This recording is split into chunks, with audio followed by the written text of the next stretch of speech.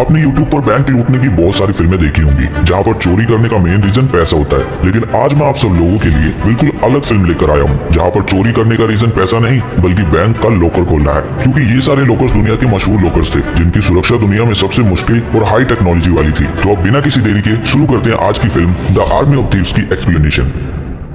Film की शुरुआत में हम एक आदमी को देखते हैं जिसका नाम सेबेस्टियन है। सेबेस्टियन एक बैंकर है और दिलचस्प बात यह है कि वो बैंकर होने के साथ साथ अनलॉक सब्जेक्ट में भी पढ़ाई कर रहा है। दरवाजों के तालों से लेकर बैंक के लॉकर तक उन्हें खोलने के लिए वो कुछ भी करने को तैयार रहता है। लेकिन सबसे दिलचस्प बात यह है कि वो भी हमारी तरह एक छोटा सा यूट्यूबर है। वो हर क्लास में जो कुछ भी सीखता है उसकी वीडियो बनाकर यूट्यूब पर अपलोड करना ही उसकी दिनचर्या है। ऐसे ही हमेशा की तरह आज भी वो एक वीडियो बनाने की तैयारी कर रहा है, लेकिन आज की वीडियो थोड़ी अलग होने वाली है। सेबेस्टियन एक इंसान को बहुत मानता है जिसका नाम है रैगनन। रैगनन का काम लॉकर्स बनाने का था और उसने अपनी पूरी जिंदगी लगाकर सिर्फ 4 लॉकर्स ही बनाए जिन्हें दुनिया के इतिहास का सबसे सुरक्षित और मुश्किल लॉकर माना जाता है। लेकिन दुख की बात यह है कि रैगनन का इस दुनिया में कोई नहीं था। वैसे क्या आपको पता है ये धन दौलत वास्तव में अकेले इंसान के लिए जरा भी मायने नहीं रखते। इसका मतलब रैगनन इस दुनिया में बिल्कुल अकेला था और उसने कई सालों तक इस अकेलेपन को झेला था। फिर एक दिन उसने फैसला किया कि वो खुद को मार देगा क्योंकि अब उससे ये अकेलापन और सहन नहीं हो रहा था। इसलिए उसने जो सोचा वही किया। उसने अपने आप को अपने ही बनाए 4 लॉकर्स में से एक में बंद कर लिया और उस लॉकर को समुद्र की गहराई में फिकवा दिया। लेकिन यहाँ पे एक मजेदार ट्विस्ट है और वो ये है कि 4 में से एक लॉकर में तो वो खुद अपने आप को बंद करके समंदर में डूब गया, लेकिन बाकी 3 लॉकर्स कहाँ है ये कोई नहीं जानता। बस यही कहानी थी जो सेबेस्टियन अपने लैपटॉप कैमरा में वीडियो बनाते हुए सुना रहा होता है। फिर कुछ देर बाद वो इस वीडियो को यूट्यूब पर अपलोड कर देता है और वीडियो अपलोड करने के बाद वो अपनी आंखें बंद करके एक लॉकर को खोलता है। एक और मजेदार बात यह है कि उसने अभी तक जितनी भी वीडियोस बनाई है उनमें से किसी भी वीडियो पर कोई व्यूज, लाइक या कमेंट नहीं है। लेकिन उसका मानना यह है कि ये केवल उसकी आइडल की बायोग्राफी की वीडियो है जो लॉकर्स के वर्ल्ड के गुरु हैं। ऐसी वीडियो में व्यूज, लाइक या कमेंट आना बहुत मुश्किल है क्योंकि ये दूसरी वीडियो से बहुत अलग थी। इसीलिए वो वीडियो अपलोड करके इंतजार करता है ये देखने के लिए कि इस वीडियो पे कोई व्यूज आते हैं या नहीं। फिर वो इंतजार करते हुए अपने साइड में रखे लॉकर्स को खोलने लगता है ताकि उसे बोरियत न हो। काफी इंतजार के बाद भी वीडियो पर कोई व्यूज नहीं आते। फिर अगले दिन सेबेस्टियन बैंक जाता है जहाँ पर वो काम करता है। वहाँ एक महिला उसे बहुत गुस्से में देखती है और कहती है, सेबेस्टियन मैं हर रोज यहाँ वापस आती हूँ लेकिन कोई मेरी नहीं सुनता। आज जब तक मेरा काम नहीं हो जाता मैं यहाँ से नहीं जाऊंगी। ठीक उसी समय सेबेस्टियन बैंक के अंदर लगे टीवी पर समाचार देखता है जहाँ दिखाया जा रहा था कि शहर का लगभग हर व्यक्ति एक अज्ञात वायरस के कारण ज़ॉम्बी बनता जा रहा है।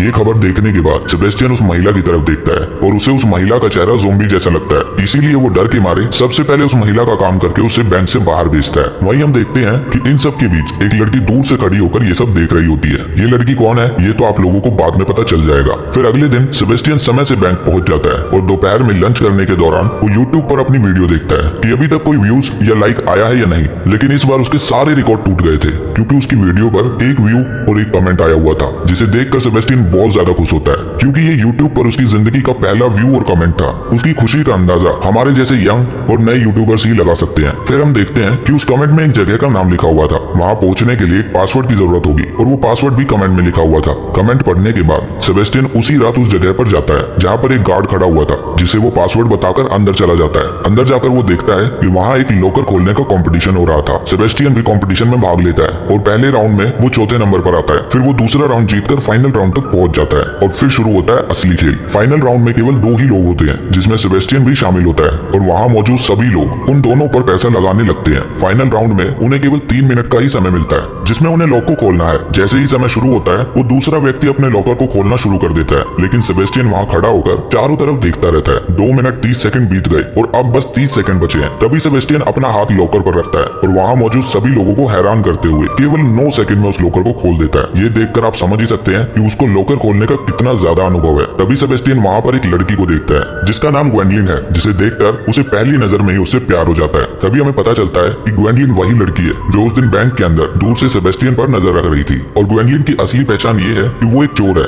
सिर्फ चोर कहना थोड़ा गलत होगा क्योंकि वो एक अव्वल दर्जे की चोर है क्योंकि वो बचपन से ही चोरी करती आ रही है। फिर हम देखते हैं कि सेबेस्टियन कंपटीशन जीतकर अपने घर वापस आता है और ट्रॉफी को मेज पर अपने माता पिता की तस्वीर के पास रख देता है। फिर अगले दिन सेबेस्टियन कॉफी पीने के लिए एक रेस्टोरेंट में जाता है और वहाँ पर वो अचानक से एक लड़की से टकरा जाता है। ये लड़की कोई और नहीं बल्कि ग्वेंडलिन ही थी जिससे हमारे हीरो को पहली नजर में ही प्यार हो गया था। दरअसल ग्वेंडलिन आज सेबेस्टियन से बात करने के लिए ही आई थी। वो सेबेस्टियन से कहती है, तुम्हारी वीडियो वीडियो पर कमेंट मैंने ही किया था ताकि मैं तुम्हारा हुनर देख सकूं और तुमसे मिल सकूं। वैसे मैं एक वांटेड चोर हूँ जिसे बहुत सारे देशों की पुलिस ढूंढ रही है, लेकिन मैं छिपी हुई हूँ। ग्वेंडलिन की ये सब बातें सुनकर सेबेस्टियन थोड़ा घबरा जाता है, तो वो ग्वेंडलिन से पूछता है फिर तुम मुझसे क्या चाहती हो। ग्वेंडलिन बताती है हम रैग्नर के 3 लोकर्स को ढूंढेंगे जिनके बारे में आज तक कोई नहीं जानता कि वो 3 लोकर्स कहाँ हैं। वैसे मैं आपको बता दूं कि ये रैग्नर वही इंसान है जिसने 4 वर्ल्ड फेमस लोकर्स बनवाए और एक लोकर में खुद को बंद करके समंदर में फिकवा दिया। इसे और आसान शब्दों में कहूं तो फिल्म की शुरुआत में सेबेस्टियन जिस इंसान को अपनी इंस्पिरेशन मानता था और उसके जीवन की कहानी सुनाकर वीडियो बना रहा था, ये वही रैग्नर है। फिर ग्वेंडलिन सेबेस्टियन को उन 3 लोकर्स के बारे में बताती है। वो कोई साधारण लोकर्स नहीं है, इसीलिए ये लोकर्स किसी हाई सिक्योरिटी बैंक में होंगे और मुझे लगता है इन लोकर्स का उपयोग वहाँ किया जाएगा जहाँ पैसों का लेन देन थोड़ा ज्यादा होता हो। तो सबसे पहले तो हम उन लोकर्स को ढूंढेंगे, फिर हम उन्हें खोलेंगे और उसके अंदर रखा सारा पैसा लूट लेंगे। ग्वेंडलिन की इंटेलिजेंस और साहस को देखकर सेबेस्टियन सोचता है कि वो उसका साथ देगा, लेकिन वो ये सब पैसों के लिए नहीं करेगा। वो ये सब इसलिए करेगा क्योंकि सबसे पहले तो वो लोकर्स उसके आइडल रैग्नर ने बनाए हैं और वो उन तीनों लोकर्स को अपनी आंखों से देखना चाहता है। और दूसरी बात, उसकी जिंदगी का सबसे बड़ा सपना उन तीनों लोकर्स को अपने हाथों से खोलकर दुनिया को दिखाना है। फिर ग्वेंडलिन उसे बताती है कि हमारी टीम में हम दोनों के अलावा 3 लोग और हैं जिन्हें मिलाकर हमारी पूरी 5 लोगों की टीम बनती है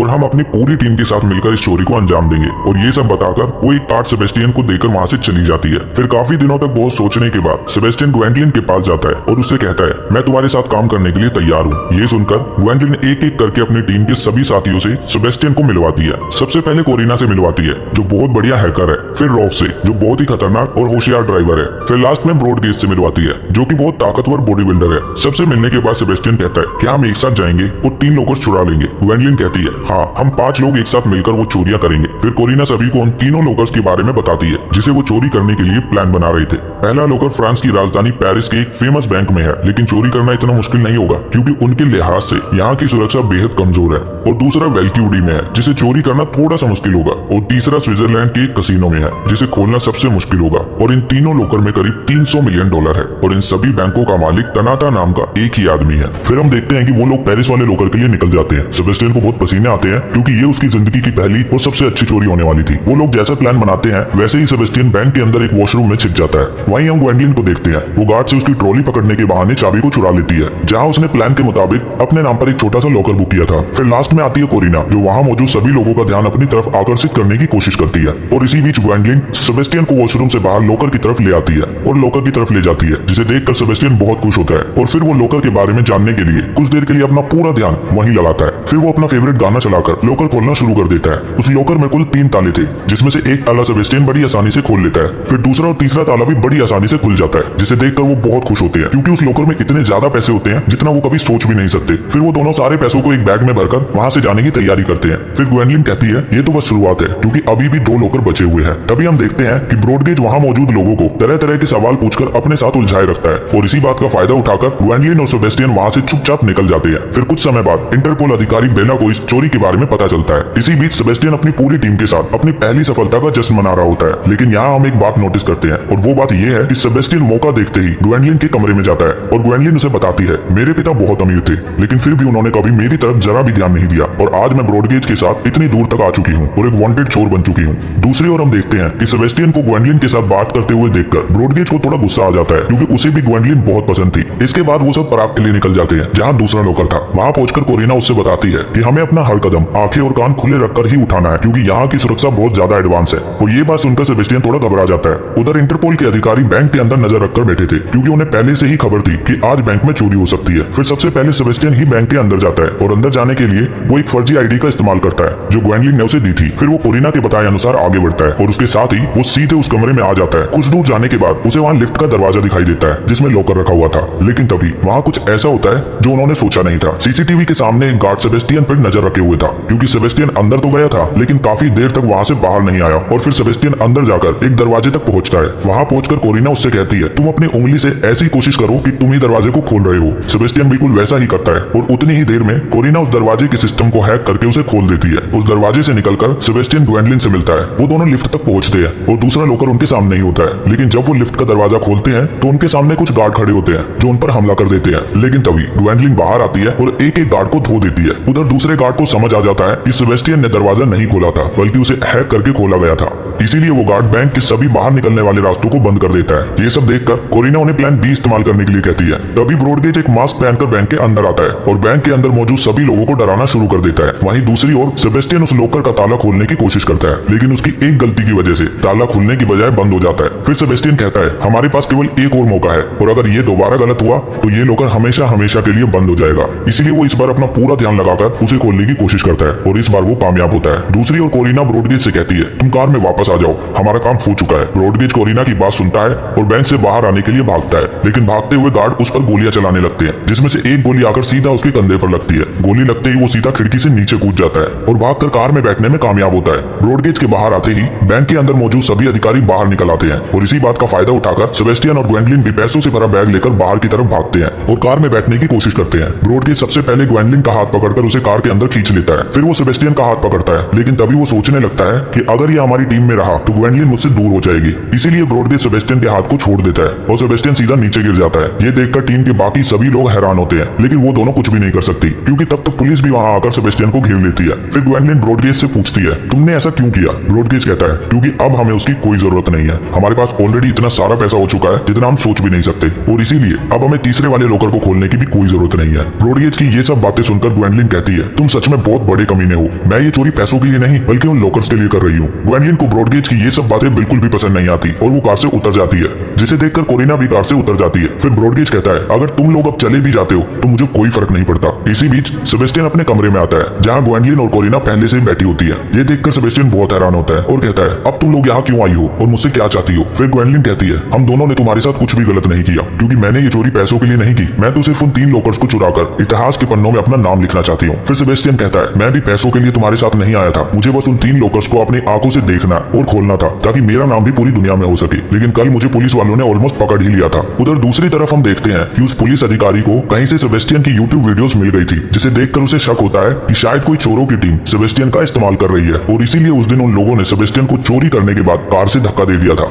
फिर वो पुलिस वाला सोचता है कि अगर उन्हें पता चल जाए कि ये लड़का कौन है और कहाँ रहता है तो उसकी मदद से वो उन चोरों की टीम को पकड़ सकता है। इसके अलावा वो पुलिस वाला सेबेस्टियन की वीडियोस देखकर ये भी समझ जाता है कि सेबेस्टियन उन 3 लॉकर्स को खोलना चाहता है, जिसमें से 2 लॉकर्स में तो पहले ही चोरी हो चुकी है और अब एक लॉकर रहता है। इसीलिए वो पुलिस वाला बिना देरी के अपनी पूरी टीम को स्विट्जरलैंड भेज देता है जहाँ पर तीसरा लॉकर रखा गया था और सेबेस्टियन और उसके 2 साथी भी तीसरे लॉकर को खोलने के लिए स्विट्जरलैंड के लिए निकल पड़ते हैं। लेकिन पुलिस अधिकारी अपनी पूरी टीम के साथ उस कसीनो में सेबेस्टियन से पहले ही पहुंच जाता है जहाँ पर तीसरा लॉकर रखा हुआ था। फिर उस कसीनो के मैनेजर को पुलिस अधिकारी कहता है हमें अपने गुप्त सूत्रों से पता चला है कि आज आपका लॉकर चोरी होने वाला है, इसलिए हम लोग यहाँ सुरक्षा के लिए आए हैं, इसलिए हमें जल्दी से बताओ कि वो लॉकर कहाँ है। ये बात सुनकर मैनेजर बहुत हैरान होती है और पुलिस अधिकारी से कहती है हाँ जी हमें इस बात का पता है, आपने ही तो सुबह फोन करके हमें बताया था कि आज हमारा लॉकर चोरी होने वाला है, इसीलिए हमने लॉकर को अपनी दूसरी ब्रांच में शिफ्ट कर दिया। फिर हमें 8 घंटे पहले की घटना दिखाई जाती है जहाँ लॉकर को एक ट्रक में रखकर 2 लोग दूसरी ब्रांच में ले जा रहे होते हैं, लेकिन उस ट्रक में ग्वेंडलिन पहले से बैठी होती है और वो उन दोनों लोगों को बेहोश करके ट्रक को खुद चलाने लगती है और इस दौरान पूरे समय कोरिना कसीनो के बाहर ही होती है क्योंकि वो ग्वेंडलिन और सेबेस्टियन को वहाँ का अपडेट दे रही होती है। इसी बीच सेबेस्टियन चलते हुए ट्रक में लॉकर को खोलने की कोशिश कर रहा होता है, लेकिन ये लॉकर सबसे मुश्किल और मजबूत था। इसमें पूरे 7 लॉक लगे हुए थे, जिसमें से 6 लॉक सेबेस्टियन पहले ही खोल चुका होता है और केवल 1 लॉक बचा हुआ था। फिर एक समय पर आकर सेबेस्टियन कोशिश करते हुए आखिरी लॉक को भी खोल देता है। उधर कसीनो में पुलिस अधिकारी ये सब जानने के बाद लॉकर को ढूंढने के लिए निकल जाते हैं और जैसे ही वो बाहर निकलते हैं कसीनो के सामने कोरिना को देखते हैं और उसे तुरंत गिरफ्तार कर लेते हैं। कोरिना पुलिस अधिकारी के दबाव बनाने पर मजबूर हो जाती है और वो पुलिस अधिकारी को ग्वेंडलिन और सेबेस्टियन की लोकेशन बता देती है। उधर वो दोनों एक जगह खड़े होकर कोरिना का इंतजार कर रहे होते हैं, लेकिन तभी ब्रॉडगेज और रोफ वहां आ जाते हैं और उनके सामने बंदूक तानकर कहते हैं हमें सारे पैसे दे दो तो मैं तुम्हें छोड़ दूंगा। ग्वेंडलिन उन्हें पैसे देने से मना कर देती है, इसीलिए ब्रॉडगेज सेबेस्टियन पर गोली चलानी शुरू कर देता है, लेकिन लकीली ब्रॉडगेज की बंदूक में गोलियां नहीं होती।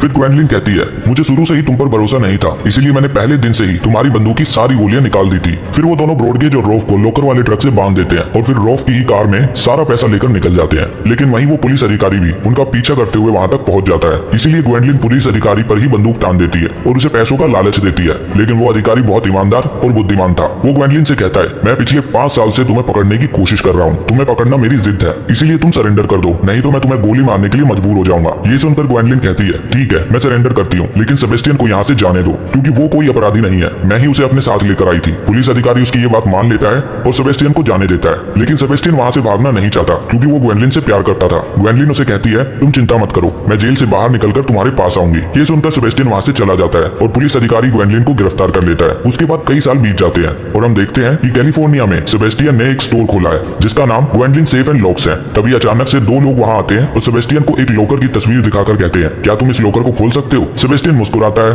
और कहता है, बिल्कुल, ये तो मेरे बाएं हाथ का खेल है। और फिल्म यहीं पर खत्म हो जाती है। तो आपको आज की फिल्म कैसी लगी कमेंट करके जरूर बताना।